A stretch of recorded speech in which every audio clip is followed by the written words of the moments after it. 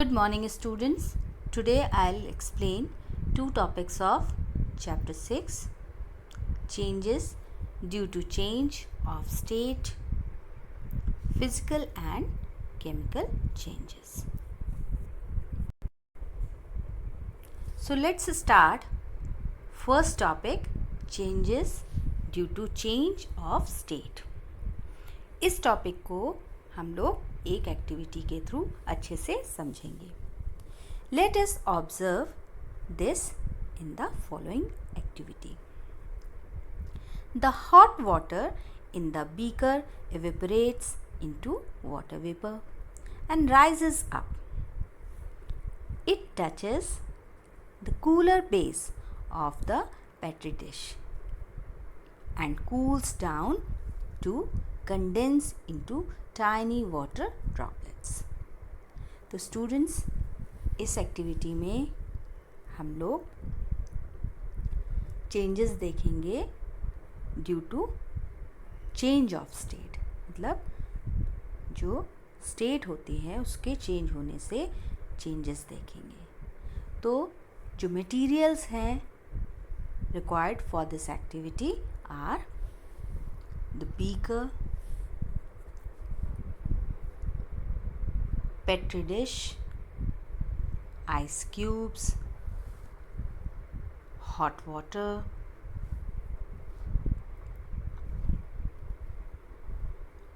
ठीक है. तो हम लोगों को इस एक्टिविटी के लिए क्या सामान चाहिए? एक beaker, hot water, petri dish, ice cubes.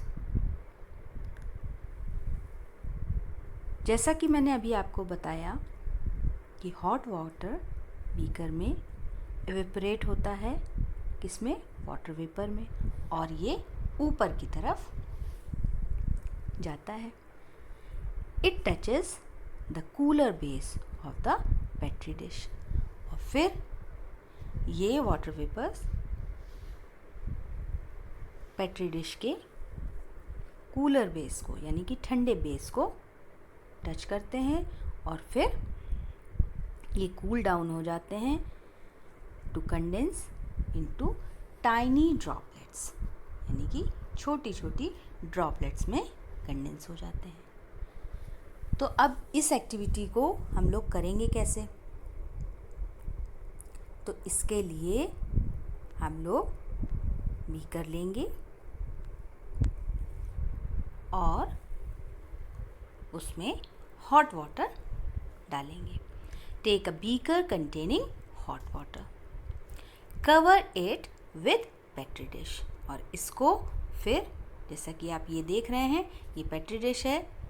बेटा मैंने जो डायग्राम ड्रॉ किया है बहुत अच्छा नहीं है, बट आप लोगों को अच्छे से समझ में आ जाएगा. तो इस बीकर में हॉट वाटर लेना है और फिर ये पेट्री डिश है जिसको फिगर बी में मैंने दिखाया है कि ऊपर से बीकर के ऊपर बंद कर दिया. Making sure that it covers the mouth of the beaker completely. इस बात को ध्यान देना है कि जो बीकर का माउथ है वो पूरी तरीके से कवर हो जाना चाहिए. Put a few ice cubes into the petri dish. अब इस पेट्री डिश में हम लोग कुछ आइस क्यूब्स रख देंगे. आफ्टर अ मिनट और 2, 1-2 मिनट बाद रिमूव द आइस क्यूब्स और आइस क्यूब्स को हटा देंगे. टर्न द पेट्री डिश और पेट्री डिश को पलट कर देखेंगे. And observe what you see at its base, जैसा कि इस डायग्राम में दिख रहा है. Can you see water droplets forming? So you can see how water evaporates and condenses. Is this an example of a reversible reaction? क्या ये example है रिवर्सिबल रिएक्शन का? What happens when ice melts? क्या होता है जब ice melt होती है? Can it be converted back into ice? क्या ये वापस से आइस बन सकती है, मतलब आइस मेल्ट होने के बाद वापस से आइस बन सकती है? Is this a reversible reaction too? ये भी रिएक्शन रिवर्सिबल है, ठीक है। तो क्या ये भी रिएक्शन रिवर्सिबल है? इस तरीके से मैंने अभी एवेपोरेशन और कंडेंसेशन के बारे में आपको बताया कि किस तरीके से पानी एवेपोरेट हुआ और वापस से कंडेंस हुआ, तो क्या ये रिवर्सिबल रिएक्शन है? इसी तरीके से जब आइस मेल्ट होती है या मेल्टेड आइस जो मेल्ट हो जाती है वाटर में चेंज हो जाती है, तो वो वापस से उसको आइस बना दिया जाता है। क्या ये भी रिवर्सिबल रिएक्शन है? तो स्टूडेंट्स, आपको मैंने पहले भी समझाया था, जो चीज़ वापस से दोबारा से हो सकती है वो रिएक्शन रिवर्सिबल होती है। तो यस, इनका आंसर ये है कि यस, ये दोनों रिएक्शंस रिवर्सिबल हैं। स्टूडेंट्स, आपको ये टॉपिक क्लियर हो गया? Now the next and last topic of this chapter is physical and chemical changes. तो सबसे पहले हम लोग फिजिकल चेंजेस पढ़ेंगे। Physical changes are those changes in which no new substances are form. Physical changes वो changes होते हैं जिसमें कोई भी नए सब्सटेंस फॉर्म नहीं होते हैं। They are temporary in nature and can be reversed by simple means. और ये नेचर वाइज कैसे होते हैं? टेम्परेरी होते हैं और ये रिवर्स भी हो सकते हैं।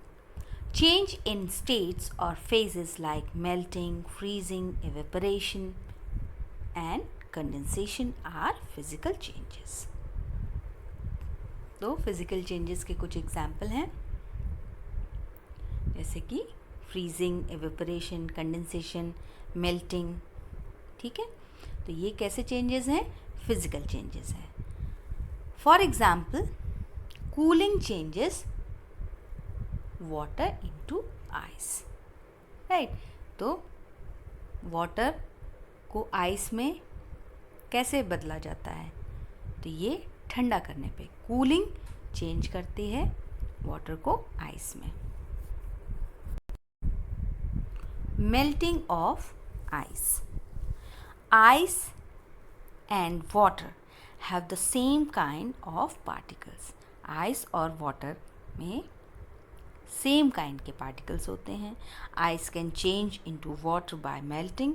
आइस चेंज हो सकती है वाटर में मेल्टिंग के द्वारा। Here no new substance is form. और यहाँ पे कोई भी नया सब्सटेंस फॉर्म नहीं होता है। So it is an example of physical change.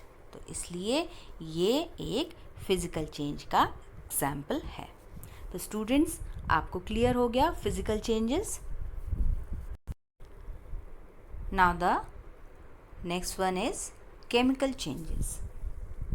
Chemical changes are those which result in the formation of completely new substances with different properties. Chemical changes ऐसे changes होते हैं जिसके रिजल्ट में क्या होता है? नए सब्सटेंस फॉर्म होते हैं जो कि डिफरेंट प्रॉपर्टीज़ के होते हैं।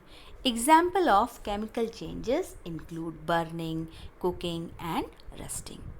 तो कुछ एग्जाम्पल हैं केमिकल चेंजेस के, जैसे कि बर्निंग, रस्टिंग, कुकिंग, राइट।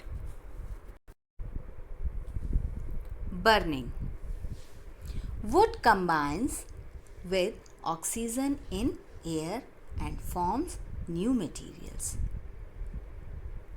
अब हम लोग बर्निंग के बारे में पढ़ रहे हैं। जैसा कि आप इस फिगर में देख रहे हैं, burning of wood gives smoke and ash. तो वुड जब ऑक्सीजन के साथ कंबाइन होती है तो क्या फॉर्म करता है, न्यू मटेरियल्स फॉर्म होते हैं लाइक स्मोक एंड ऐश। तो ये स्मोक और ऐश, जब वुड को आग में जलाया जाता है तो ये दो नए मटेरियल्स फॉर्म करता है, स्मोक यानी कि धुआं और राख। Next example is rusting. आप सभी बच्चों ने अपने घरों में भी देखा होगा कि कुछ लोहे की चीज़ जब वो पानी में या मॉइस्ट एयर में कांटेक्ट में आती है तो क्या हो जाता है, उसके ऊपर जंग सा लग जाता है, यानी कि ब्राउन स्केलिंग हो जाती है ना। तो इसको रस्ट बोलते हैं, है ना। हिंदी में जंग बोलते हैं और इंग्लिश में इसे रस्ट बोलते हैं, और ये प्रोसेस रस्टिंग का कहलाता है। So when things made of iron come in contact with moisture it gives rise to an orange brown coating on them। जब लोहे से बनी हुई चीज़ें मॉइस्चर के कांटेक्ट में आती हैं तो ये ऑरेंज ब्राउन कोटिंग उनके ऊपर हो जाती है। दिस ऑरेंज ब्राउन कोटिंग, जैसा कि आप इस पिक्चर में देख रहे हैं, इज कॉल्ड रस्ट। ये ऑरेंज ब्राउन कोटिंग क्या कहलाती है, रस्ट कहलाती है। Rusting is an example of chemical change. Rusting chemical change का एक एग्जाम्पल है। Chemical changes are irreversible in nature. और केमिकल चेंजेस कैसे होते हैं, इरिवर्सिबल होते हैं, यानी कि वो रिवर्स नहीं हो सकते हैं। ठीक है, तो स्टूडेंट्स क्लियर हो गया आपको रस्टिंग का प्रोसेस।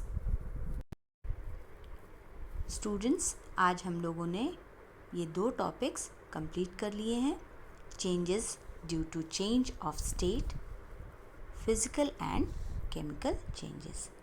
आज के टॉपिक में आपको कोई भी डाउट हो तो आप मुझसे ज़रूर पूछेंगे।